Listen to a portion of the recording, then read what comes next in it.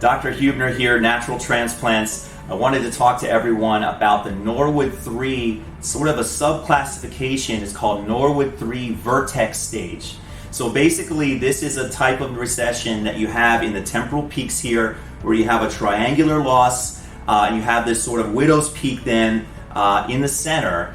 It's a little more advanced than Norwood 2 in terms of how far it goes back, but what you also have is the start of some loss pattern in the vertex, sort of in the back center. And this is called Norwood 3 vertex stage. It's a little more advanced than just a plain Norwood 3. At this stage, again, transplantation can be a very good option. No matter what, we want to get someone on preventative treatments as much as possible at that stage, finasteride, minoxidil, laser helmets.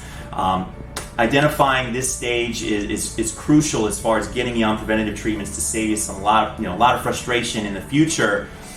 We can certainly restore your hairline and restore those temporal recessions the way it needs to be.